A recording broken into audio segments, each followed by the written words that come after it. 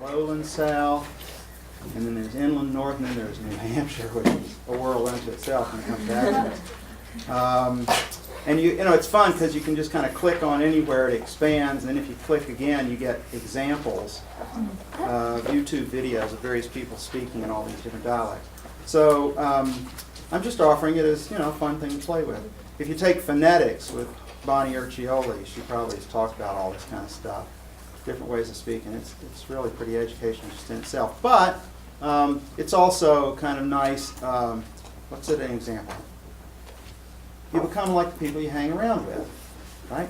So we talked a lot about that, interaction rituals and things of that sort, and that if you are with people, just physically with them, after a while, you start speaking like them. So there was one in particular here I was gonna play that I just kind of liked it. I had on a few minutes ago. People will see if they came in early. Where is this guy? Tennessee. Dave's mom. That's good. Oh yeah, this guy's great. Okay, so if you want to know what I sounded like when I was young, this is sort of classic Chattanooga, Tennessee accent. And look, too, the style of both these people is this was in Chattanooga. Smart global investing requires expertise from the ground up. Anyway, so we'll do that. You've got lecture notes passed around. So I got a little simple, very straightforward lecture that kind of summarizes a lot of stuff we talked about in the course. But in the meantime, we'll look at this Southern dialect thing and see what I used to sound. And it has a solid form, a very rigid form. How it stands up so nice and tall, like a stovepipe. These looked really good in photographs, but you can imagine when you're in the field, they didn't hold up very well. But that's good for a collector because there's not many of them surviving. You know, most of the hats that you see that you associate with the Civil War, they're a lot more flexible, and that's just because they were so much better in the field. And this one, if we turn it over, we have the maker's label of A.W. Pollard, P-O-L-L-A-R-D. And they were on Court Street. See? And do you know what the EBB stands for on the front? I assumed it was the soldier's initials. I don't She's know. classic. And it wouldn't be that. A lot of times those initials are for the regiment. You pull through the bank place and you make your deposit, and she hands your thing back, and you say, "Thank you," and she goes, "Thank you, thank you." That's the, yeah. I'm assuming does laughter Yeah. change backs into laughter? Yeah, good eye. Like you would have the regiment, and they would have the way they're talking. These are being out of Boston, which is probably what regiment went to, was a Boston regiment, one of the local militias, and they would have like the Independent Corps of Cadets, RICC. This one is EBB, and I didn't have enough time to find out who the EBB regiment would be, but that's probably what it is. But it's got some condition issues. It's seen the elephant a time or two, but it's a great hat. What do you think it's worth today? You know, I told my friend that I thought it was probably worth $100. Well, you did a lot better than that. Today, this hat would retail somewhere around $2,500. No way! Are you serious? Would I lie to you? No, I don't think you would, because you couldn't see. It's a great hat. It's a really great hat, and it's nice that it just hasn't been messed with Now, at that all. dirt dauber's nest is still there. Exactly. Okay. Thank you for bringing that that out. dirt dauber nest is still there. There's a there's a mud dauber, a wasp's nest inside that apparently got in there or something. Anyway, I thought you'd just like that. No way! Come on, hey, hi Danny. Okay. My Facebook page.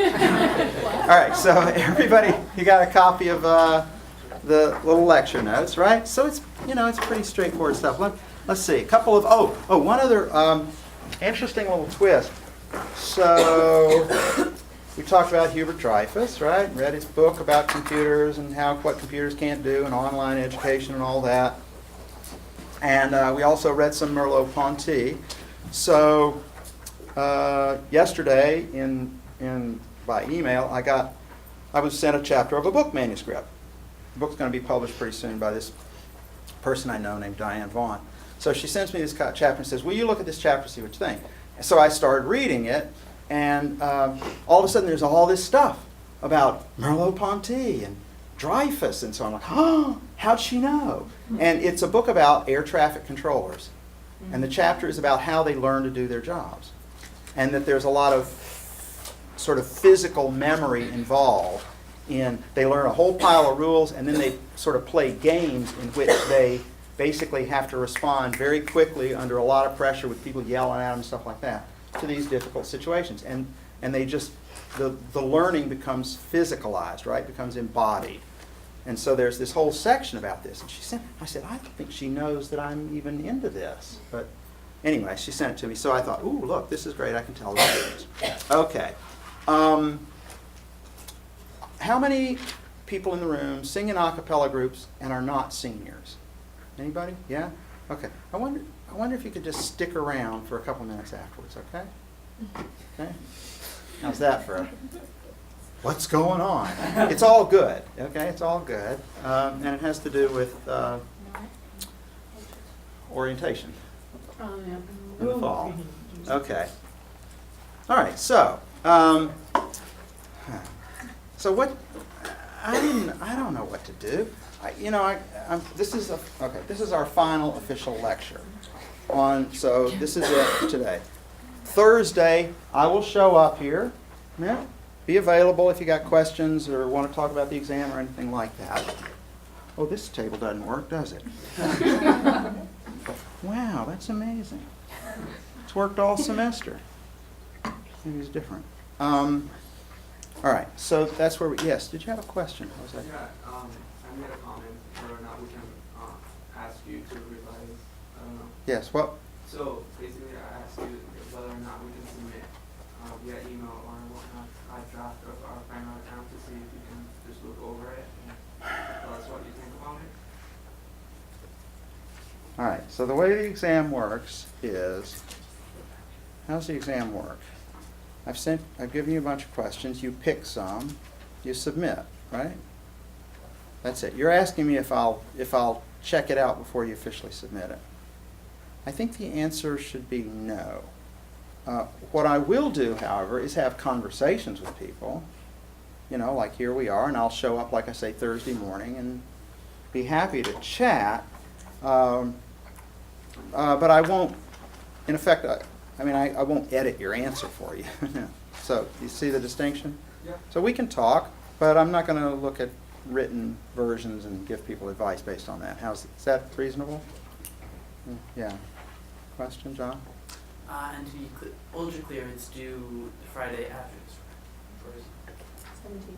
Correct. 17th, yeah. Correct. At what time? Time. Did we set a time? We didn't set a time, did we? You said noon. Oh, let's say noon. Yeah, noon is good because, yeah, noon. It's easy to remember. That's one reason it's good. All right. Okay. All right. So what I did is I had every year this course is different. Every time I teach it, it's different. There are things that change, and some stuff gets modified or added that wasn't used before, and so on. So my final comments get changed every year as well. So for you folks, based on what some people suggest and so on, I basically have just gone through and tried to summarize what I think are sort of the main ideas, I guess you'd say, of the course, in a sort of sequence. Now, they're obvious. They're very simple kinds of things taken on their own if you don't sort of think about them seriously. But what we've tried to do, I think, is think seriously about some of them in some pretty close detail. And in that respect, the course is like what, when I was in 7th grade, they called music appreciation, which sound like a stupid idea, but in fact it's a good idea, is to appreciate something. So we're trying to appreciate something, specifically daily life, just everyday, routine, ordinary, face-to-face, daily life. And it's an appreciation course in that sense. Now, appreciation, I would say, is a good idea. Or to put it differently, it's nice to think about things sometimes. Not everything, not all the time, but sometimes. Example, music is a great example, actually. Did I tell you about driving to New Haven. Somebody said tell stories, right? Okay, so here's a story. So I was going to New Haven from Tennessee, you know, where I had the accent? And I was going to go get rid of my accent, and eventually. And I was going with my cousin. This was after college. And I understood basically nothing about classical music. Nothing. And we were driving along in the car, and we're listening to a radio station. Did I tell you this? No. Okay. And it was a classical station, and these pieces kept coming on and getting played. And Peter, my cousin, who was a very good pianist, could identify every one of them. I mean, he's just naming them, boom, boom, boom, like this, before they ever said anything on the radio. Like, how do you do that? He said, oh, I could probably tell you who's playing them. I'm like, are you kidding me? The guy's a magician, right? So on the next piece, before, you know, when they announced it, he turned down the volume. Then he turns it up and he listens for a few minutes, and he says, oh, that's, I forget what it was. It would be like, you know, this, the seventh Goldberg variation, and it's played by Glenn Gould. I said, who's it by? You know, because he would assume I'd know. So, oh, Bach. Okay, Bach. Goldberg variation, Bach. How can you know such a thing? That he could tell not only the piece of music, which I thought was good, but he could tell you who was actually playing it, right? Okay. Well, it turns out he's not alone. That in fact, there are lots of people who are reasonably sophisticated in classical music and can basically pull that same sort of trick at some level. Different kind of example would be, I was out in California some years ago and watching a guy practice for the Olympics, a diver named Greg Louganis, who was a really, really, really good diver, like best in the world. Dominated the sport for probably 6-8 years. And he was practicing on a 10-meter platform. You know what I mean? So it's a concrete platform that's 30-something feet up in the air. So you can't actually see him, you see, taking most of his steps. And I was sitting with his coach, who's a guy named Ron O'Brien, who's still coaching, I think. Anyway, so what struck me was Louganis would come out and do something, and then O'Brien would say something like, well, that was good, but your second step was a little soft. I'm like, you can't see his feet. You understand? And it was like the coach could see through this concrete platform, 30-something feet in the air. Like, how does he do that? But then I worked at coaching for a while, and I came to realize, of course you can do that. That's not even that tricky. And if I thought about it myself, and I have thought about it myself, I could go through, there are 40 guys on my high school swimming team, and I could probably tell you how 90% of them swam every stroke. That is, I could describe the way, what they were doing, right? Because by the time I finished swimming, I was into coaching and thought about those things a lot. You can do all that, right? You can really look at something in a close way and come to appreciate what's going on. So I hope in this course we've done some little bit of that with those kind of Goffman-esque analyses of a face-to-face conversation, for instance. And it gives you a sort of appreciation for life. It's just, whatever the value of it, you know, pragmatically speaking or academically speaking, you know, it's supposed to make life fun. That's part of what we're trying to do. All right. Yeah. Okay, so let's go through these, and I'll make a few comments about each one, and we'll call it a day. All right, number one. Oh, yeah, you're darkening the screen? Yeah. We should play a Bon Jovi video or something, Yeah. get people wild and stuff. Okay, well, we might do that. Okay, number one. No. Okay, so Yeah. the whole course has been an effort at what we might call phenomenological sociology, right? Some people refer to it as interpretive sociology. That would be another term that gets used. It's not exactly the same thing, but close enough. That is, we're trying to understand social life with reference to how people experience it, how individuals actually feel, we'll put that in quotes, about what they're doing, right? That's where we're going. And there are a lot of kind of steps in this argument that we've kind of laid out. I did this over the weekend. I just sort of sat down and said, well, what did we sort of say, I guess?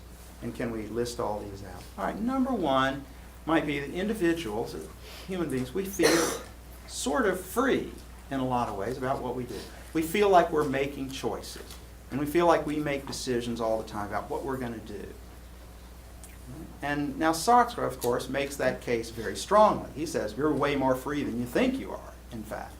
And that if you just pay attention to what you're doing, you realize you have the choice to respond, for instance, to situations in all kinds of different ways. You can laugh stuff off that other people might take seriously. Or you can take something seriously that previously you've laughed off. That's an easy example, right? You can totally change the way you look at something, right? And you can change who you are in that sense. So if you've always been shy, in my favorite example, you can decide to become courageous, let's say.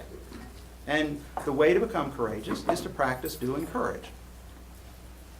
I'm trying to remember who said that, but somebody like Nietzsche or something. You know, if you want to be a courageous person, just go do it a little bit. And every time you do it, it makes it easier to do it the next time. And you do a little bit more, and a little bit more. So some years ago, being an uncourageous kind of guy, I started practicing. Well, I'll give you an example. I walked in a J.C. Penney's one day, and I was buying shoes or something. And I'm flipping through, they have a catalog, you know, on a desk. And it was kind of interesting, and I thought, wow, I could just, get a catalog. So I said to the person, can you give me a catalog? And they said, the person got flustered. And, well, I'm not sure we have any. I said, well, could you look? So the guy comes back, and he's got a catalog. And he says, well, it's $5. And I'm thinking, okay, practice being courageous. So I said, this is how low level my courage is. I'm not rescuing people from subway trains or any of that, but okay, I'm buying a catalog. And he says, it's $5. And I thought, oh, let's go for it. And I said, can't you just give it to me? And the eyes kind of go ooh, this is way outside his remit. So let me check with the manager. Manager comes out. We're talking $5 catalog. Manager comes out, I'm not sure we can really do that. And then I said, let me put it to you this way. I can go next door to Sears and get a catalog from them, and then I'm more likely to buy their stuff. Or I can get your catalog and probably buy something from you. Guy goes, give him the catalog. And I walked out with a catalog. Now that was back when I was sort of into trying this business of, try to do things. And it's very uncomfortable for me. I mean, initially I'm like, this is too weird. Or sending stuff back at a restaurant is another example. When you get something that's lousy, I don't want to give anybody a hard time. They'll make that decision, right? Whether they think it's worth the money or whatnot. But anyway, so you can practice doing things. And Sartre, again, points out that you have a lot more choice about those things than you normally think. But, number two, frequently we act like we don't. Lots of times people act as if in very predictable ways. Let's put it that way. That's true for groups. It's true for individuals. People right? You kind of know how they're going to respond to various things. They act in predictable sorts of fashions. And subjectively, they act in what we would call bad faith. That is, it's as if we lock ourselves into these ways of doing things. And there are probably good reasons for that, right? We've talked about that. Bad faith is not a bad thing in the world, although Sartre sees cases where it is, right? But, there's something to be said for having waiters who just behave like waiters, or doctors who just behave like doctors, right?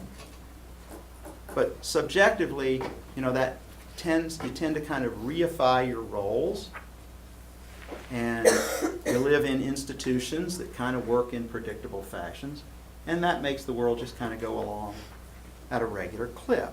Okay, so point 3, the social world generally then seems to be quite heavily reified. That is, we act like it's a thing. We act like it's a fixed object in which, this is a college, therefore you do X, Y, Z, W. Here are the kind of people, there are certain kind of people who work at a college, and there's students, and there's staff, and there's professors.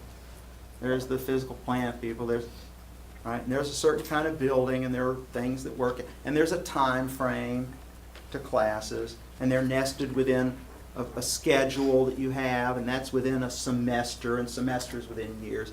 And at the end of it, it's 4 years, and it's time to cross the stage, and Joni, as you call her, hands you a diploma. Right? You kind of know how that all works, and that's very, very a very comfortable way to operate. Now, we noticed in talking about this in the course, something I have not, actually we noticed a lot of things I've never noticed. One is that these situations that we see are kind of nested within larger and larger structures, right? So you know how a class works, you know how a semester works, you know how college works, more or less. And then you think of college as a chunk in your life. So I'm going to finish high school and then I go to college, right? And there are problems going to college, but more or less you kind of know the deal coming in the door, right? There's this piece of your life that, so to speak, is taken care of at that point. Now, the downs, and that can work for other things as well. You can say, okay, then I'm going to go to grad school and become a dentist, and then I'll work as a dentist until I'm 65, and then I'll take cruises, right, or whatever. And so the downside to this, of course, is you could wind up living a secondhand life. That is, you just kind of move from one predictable chunk to the next without even thinking through those changes, but especially within those, thinking, gee, is there a different way to do this maybe than the way other people have done it? So, I don't know, I'm just making this up on the spot, but I approach teaching differently than I did 10 years ago. I mean, I just kind of think of it as a different kind of task than I used to. And that's partly because I've had my own stepchildren go through college in that period, most in that period, and definitely because I've got my own grandchildren now, right? Which you wouldn't think would make a big difference in the way you operate as a teacher, but it does. So, you just kind of frame it kind of from a different angle as to what you think you're actually doing here. And I don't know if it made a huge difference to the students or not, I don't know. But I'm saying you can sort of readjust, and not just how you think of it, but what you actually spend your time doing. So I used to spend a lot of time writing lectures. Okay, now I spend a lot of time in one-on-one meetings in my office. Maybe it's worse, I don't know. But it's different, right? It's definitely different. Okay. Number 4, well, during the course we talked a lot about situational definitions and situations, let's call them, right? That is what Goffman calls interactions, or encounters is another word he used. That is any situation in which there's more than one person in the room, where people happen to run into each other. And we learned a number of things about those. Number 1, or part A, we might say, there'll be 3 under here, is that situations kind of are these integrated packages. Again, roles, people, time, setting, proper uniforms, proper equipment, objects that get used, and so on, that exist sort of within that, as we call it, situational definition. Right? So something's going on, and certain things then are relevant in certain ways that would be very different in other ways. If we're running this class, and let's say I bring in, I think I mentioned this kind of thing to you before, a nurse I know who could walk around the room and spot the medical problems in the room without talking to you. I mean, she can, she's just very good at picking up on very subtle symptoms people have of various ailments. Okay? Don't be self-conscious. Nobody else can do this. So, all right? Don't say, oh, God, everybody knows. Well, anyway, so they don't. Don't worry, your parents don't, for instance. Okay, so now I forget the point. Packages, right. So situations have these kind of organized packages, and various objects or people are relevant in different ways depending on the way you come at it. All right, second thing, well, that means situations are, we would say, meaningful. So when I said on the first day, I live in a meaningful world, meaningful carries a lot of baggage. Part of what it includes is that the meaning could be different. That is, things don't just exist as an in itself, in Sartre's term, right? That things have significance. And that significance can go in different directions. So the significance of your hair health could have to do with beauty, or it could have to do with your physical ailments, let's say, as two different alternatives. All right? So things have meaning in this kind of context. And situations have definitions that can change. All right. Third point under there could be, and this is a kind of a new one, is funny thing about how do you spend all this time on situations? Well, the fact is, this is the only place that life happens. You're always here. And it's always now. It will never in your life be anywhere other than here and now, right? Here you are, and you're doing stuff. And that's true. I mean, this is one of those weird sounding statements, but that's true for everybody. There's nobody who's ever free of the here and now. So everything we think of as grand institutions like governments and corporations and international economies, basically they all come down to various people doing this. And the global economy is just a word for hundreds of millions of these things. People happening to be talking with each other in some way or other, or seeing each other doing stuff, right? It has to be located, reality, you might say, has to be located within actual situations that go on, which is pretty weird if you think about it. So then you got the question of how does macro reality get built out of micro reality? That's a lot of what we've been talking about in the course. Okay? Indirectly, I'll grant you. Right? It's trying to link the micro to the macro, which is one of the big problems in social science. All right. Number 6. However, yeah, you can link to the macro. However, face-to-face interactions. Pardon. Number 6? We skip 5. We skipped 5. Oh my Lord. OMG. Okay. Well, you just kind of said. That's how you know I'm from Tennessee. Huh? I feel like you just mentioned number 5, saying. Well, I was trying. Yeah.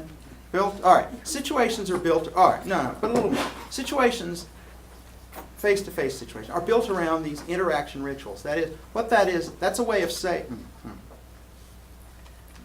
It's another way of saying situations tend to become routinized. That is, if you meet people, encounters, if you meet the same people, especially over and over again, you start routinizing your behavior pretty quickly. And you may even start out with that. You probably start out with that. You walk in and say, "Hi, how are you?" "Oh, I'm fine. Nice to meet you. My name's Ted." "Oh, thanks. I'm Hannah. You know, this is Crystal." "Oh, nice. Oh, good to meet you." And you smile. You say, "Hello." They say, "Hello. Nice day. Isn't it? Oh, it's gorgeous. It's great. I love it." And you've got that package walking in the door, right? You already have that script or that recipe of how to deal with these people. But even if you didn't, there would be pretty quickly a routinization of how to get along with each other. And you kind of build up new things on top of it as you get to know somebody and become their friend or acquaintance or something like that. Okay. And what happens, though, is as those things get routinized and you coordinate your behavior, is you naturally develop interaction rituals, as Collins talks about, right? They can start out as natural rituals and eventually become formalized. All right. And then Collins laid out all these effects of that. What happens once you reach that kind of routinized back and forth with some other people? And it creates emotions, and it creates symbols, and it creates values, and it creates morality, and beliefs about what's good and bad, and beliefs about what's real and what isn't real, which Berger and Luckman get into and really try to connect to these macro institutions. So what's going on there, number 6, is that reality is constructed in those face-to-face interactions. Those are, in a way, the argument has been made in the course, right? Those are the most real things we have, is face-to-face interactions with other people. Now, it involves a lot of work, as Goffman shows, right? There's skill involved. And there are people who are good at it and people who are not good at it. There are people who are good at defining situations or at imposing their definitions, for instance. And there are people who are good at handling awkward situations and making it clear what's really going on and what's not, right? And there are doctors, as we saw in the clip, who are good at that sort of thing, and there are ones who aren't, as we saw, right? But one of the reasons why, and Dreyfus points this out, and Merleau-Ponty says it's fundamental, the face-to-face interaction is really crucial for building reality because it's physical. It involves your body, which is the starting point for everything else. That is, without it, you're not a player in this game. Right? You've got to be alive to function. And you're alive and with other people, that's where you can make all sorts of things happen. And Dreyfus goes through this long thing, not just about building expertise and how it's important to have a mentor, we might say. You know, once you reach a certain level, you can't learn a lot of things without being face to face. But he really tries to tease out why it is that face to face is so much better than, in his example, than online education. Because there's a physical risk involved. And because you can see so much, you pick up so much more information. A couple of weekends ago, we went down to Connecticut to visit our grandchildren.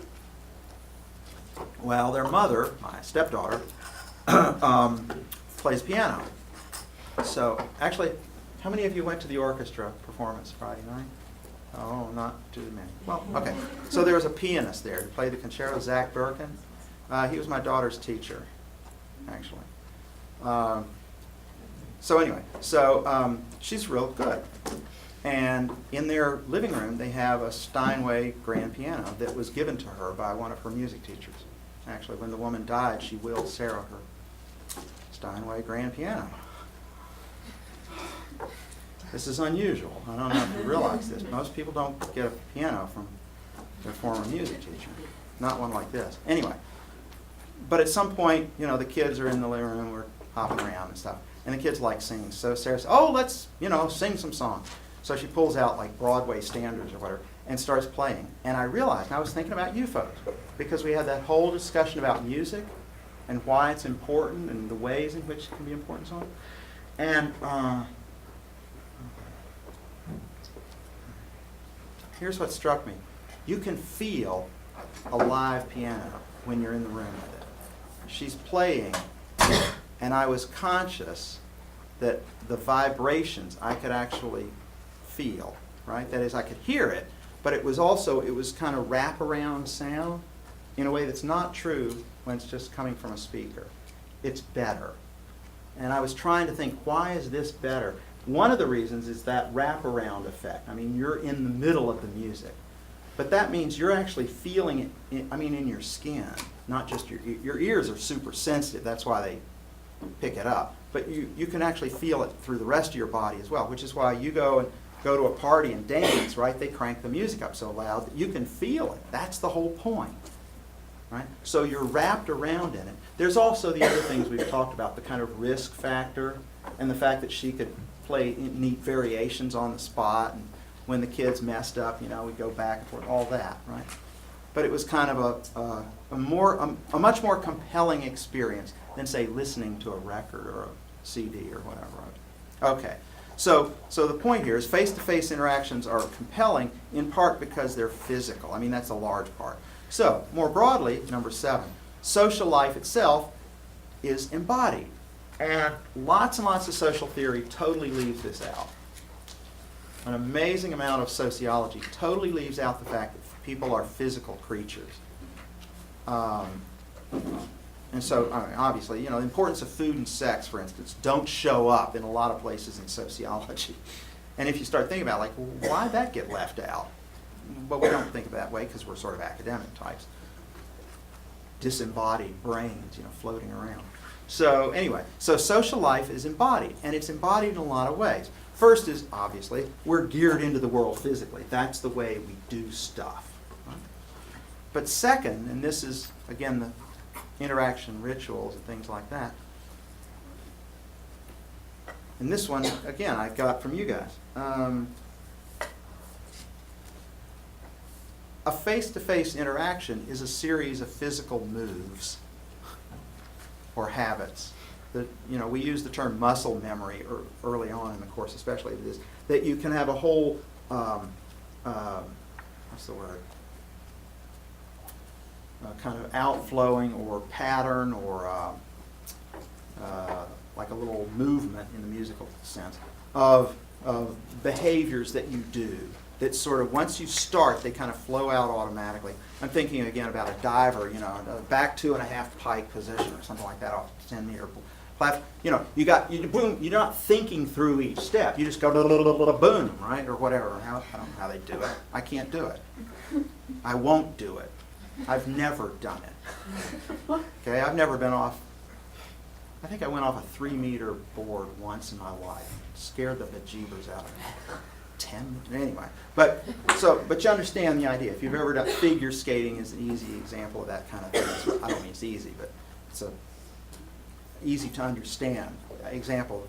You have a routine that you learn the pieces of. You put it together, it flows out. Well, the same is true of our interactions as we.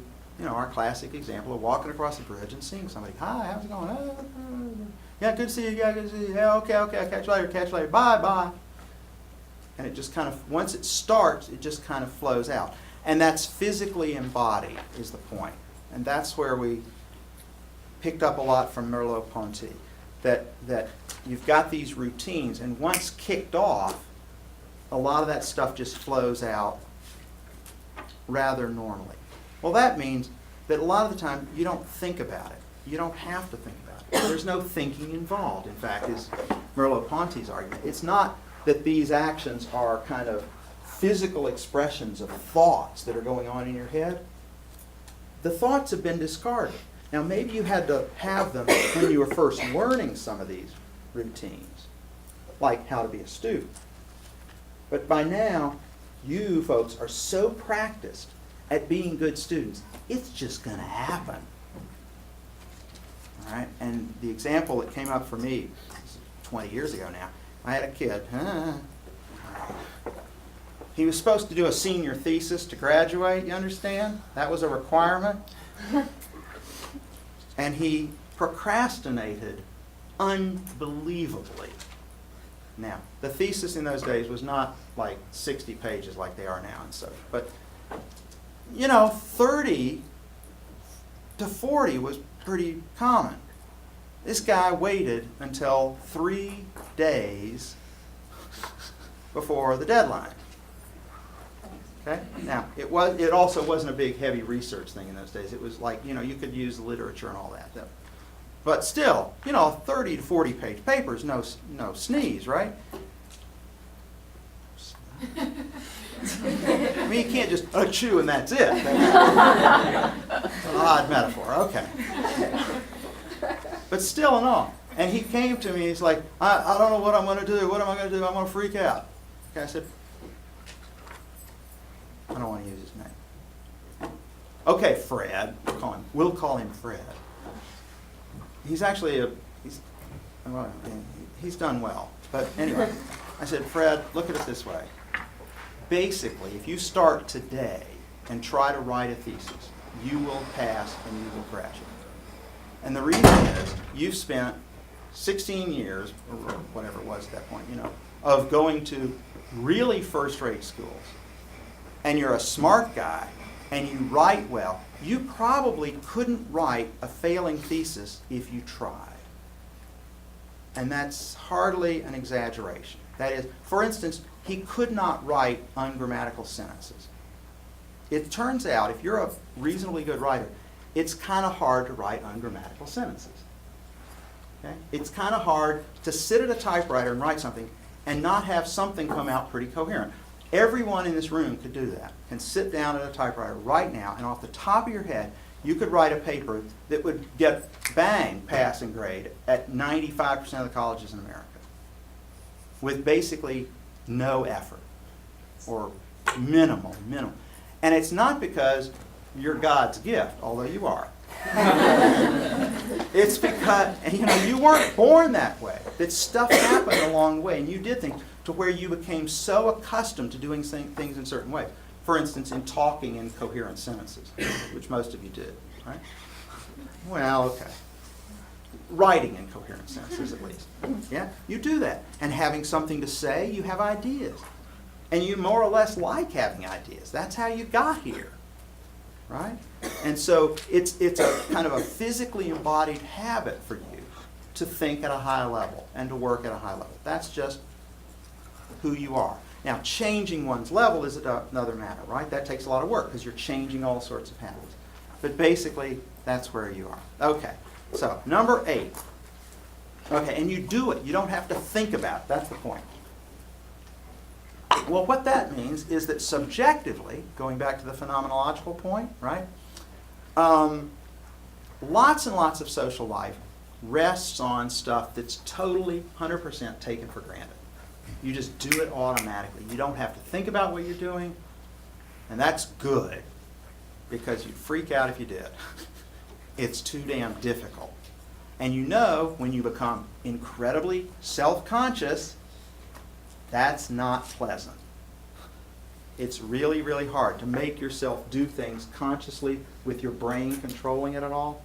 It's much nicer, easier to go through, again, those kind of physical routines where you just start something and say, okay, now I'm going to ride my bike over to the other side of campus and say hi to my friend.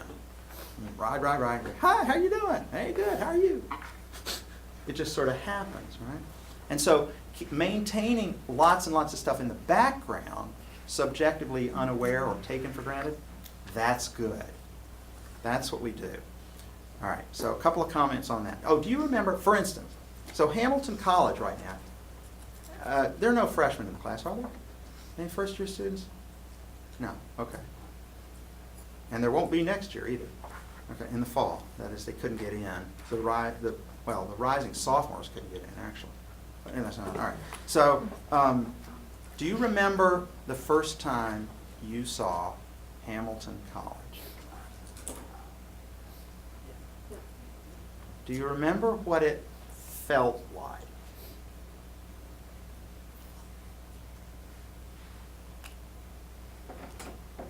Yeah? Okay, so the question is, how did it feel different? What did it look like, or what did it feel like that's different from the way you see it now? Do you remember anything about how it struck you when you first saw it? Yeah. Well, I mean, I remember the admissions building, and I thought that, that was, first of all, the center of campus. Mm-hmm. So that is not true. And I also, it felt like a lot, not bigger in, size, kind of size, too. Kind of size, too. But also, bigger in a sense that, wow, this is a college, and, that's the admissions office, and it's so pretty and official, and now it's just, I walk by you. Yeah.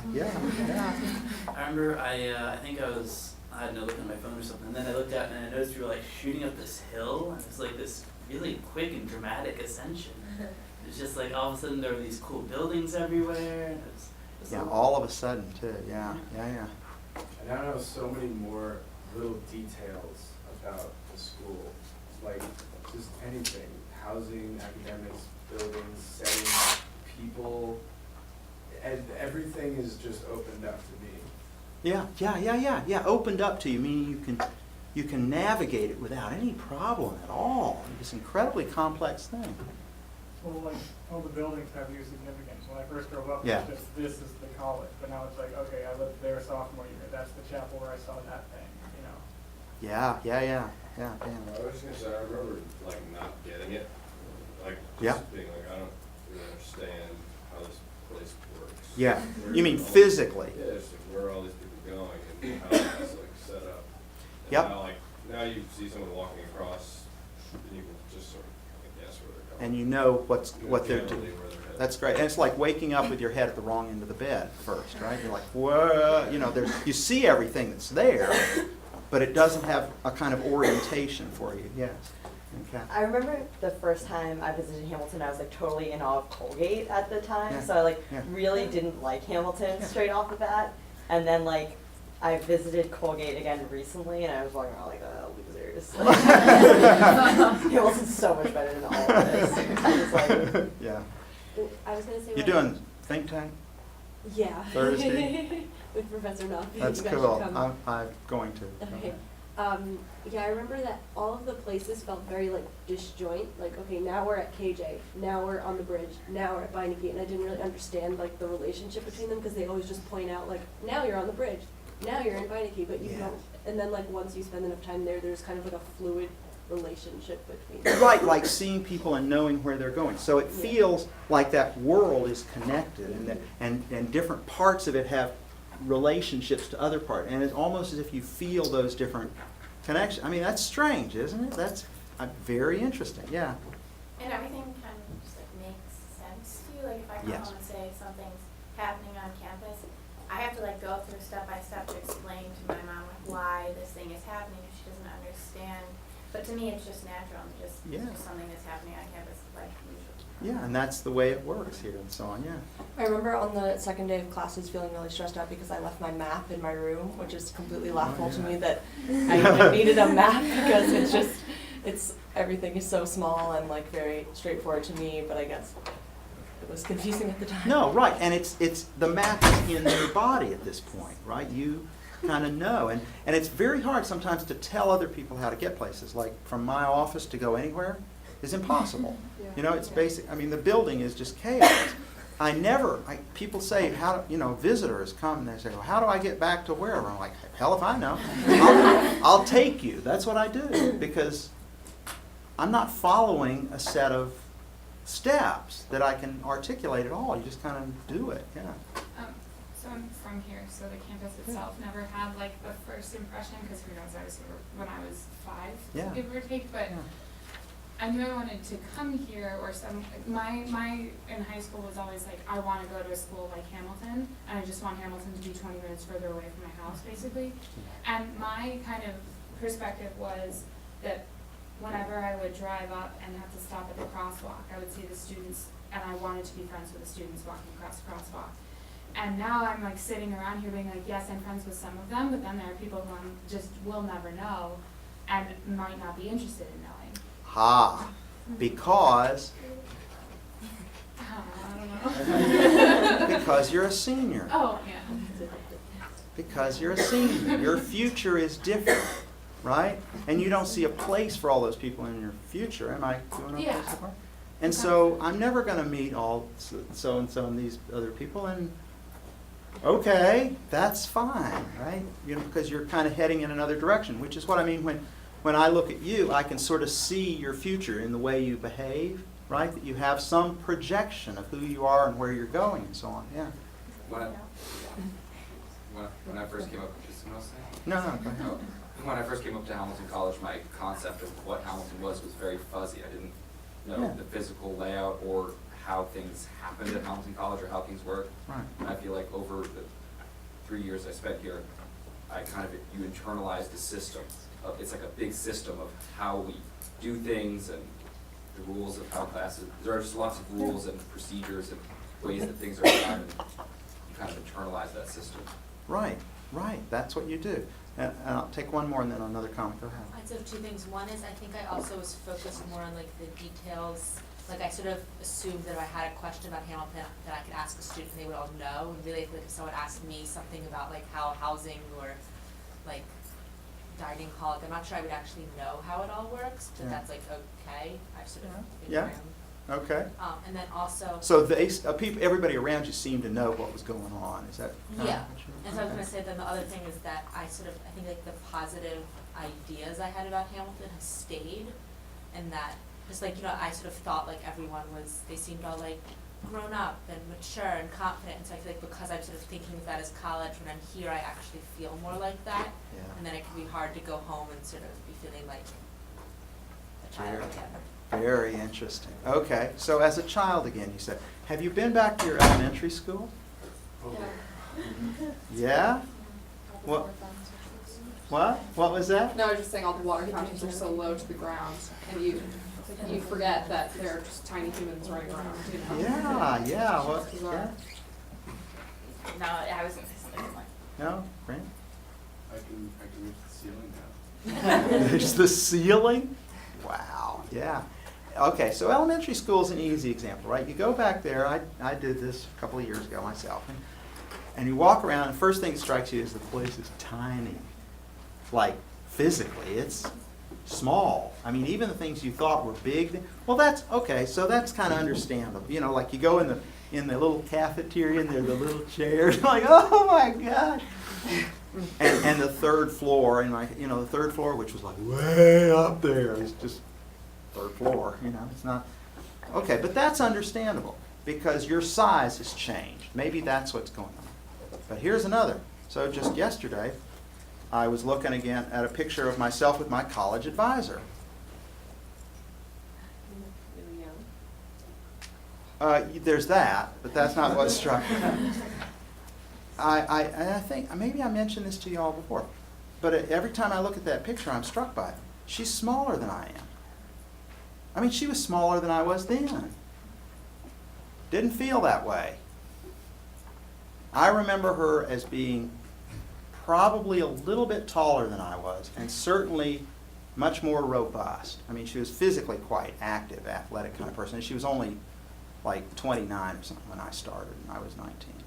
But I'm looking, I'm like, she's not big at all. And I was kind of like, oh, wow. Okay, so that's not a physical change. It's not that I got taller. It's that I grew up, you know, and our relationship changed. And all of a sudden, it's like, oh, yeah, but I still see her, I still can't believe it unless I look at a picture, if you follow me, right? Like, I mean, I did. When I saw her last fall, I was like, wow, she's kind of small. You know, but you understand I'm 60 years old, and I finally realized this. That's very odd, but that's kind of the phenomenology. So if you want to do a phenomenology of something, of any setting or situation or a world or a team or whatever, you're doing some study, think about all this kind of stuff, right? What does something mean, and how does somebody who's in it see it differently than the way somebody who's, let's say, a newcomer? All right, so most of the time all that stuff's taken for granted. All right? So let's see. The world, we might say, is just there.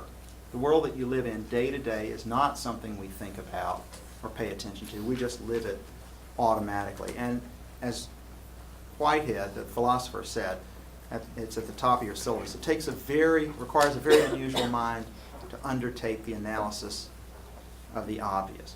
So, if I were going to leave you with a couple of thoughts then from the course, more general than all the stuff we've talked about. Oh, we've covered a lot of interesting things, I must say. I think so. Okay. Is that a couple of things. One is that this stuff, the analysis of everyday life, is a great way to practice thinking. It's a great subject for just practicing thinking about something. So take anything you want that's going on in life and just try to really figure it out or see what's going on or see how different people see it. It's good exercise for your mind, and it can be fun to do. All right? Now if there's a guideline or a tip for that, for how to do that, so recently somebody called me up. Maybe I told you this. I can't remember. Somebody called me up, or they emailed me first, and said they're writing a book about doing sociological research. So they want to talk to a bunch of people who've done some research they like. And they called me up and they said, do you have a tip for students getting into doing social science research? So I'm trying to come up with a tip nobody else will come up with, you understand. But, okay. said, a tip. And I said, well, actually, yes. Here's my tip. Don't be afraid of being obvious. So a lot of people in sociology are really spooked by the idea they'll say something that's obvious. And that's partly because social science, sociology in particular, has a kind of low prestige in the public. So we're trying to come up with cool new things they don't know. But and it's not that being obvious is a great thing, but don't be afraid of being obvious, you know, when you're thinking about stuff. Because sometimes the obvious stuff turns out to be incredibly important. Okay? For instance, it's obvious that adults are way, way bigger than 3-year-olds. No kidding, boss. Turns out to be incredibly important, especially if you're a 3-year-old. Imagine walking in the room and everybody around you is 11 feet tall. That would change your perspective a bit. Okay? That's what a 3-year-old deals with every day. So yeah, it's obvious. Okay? Don't be afraid of looking at obvious stuff. And finally is message from the course, I suppose, is this business about, you know, freedom and situational definitions and arbitrariness of them and tact and is this going on or is that going on?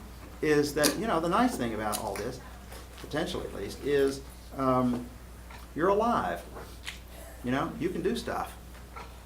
And you can do stuff differently than you've done before, and sometimes that could be a real good thing. So go forth and have a good time. Enjoy the day. Thanks very much. I enjoyed the course a lot. It was fun. Now, we'll meet for pizza, 6 o'clock, Babbitt 37. Can you raise your hand if you're coming? Or rather, raise your hand if you're not coming. 1, 2, 3, 4, 5. So we know how to order. 8, 9, 10. Okay, great. You will be missed. Okay? Thanks so much, folks. Have a nice life.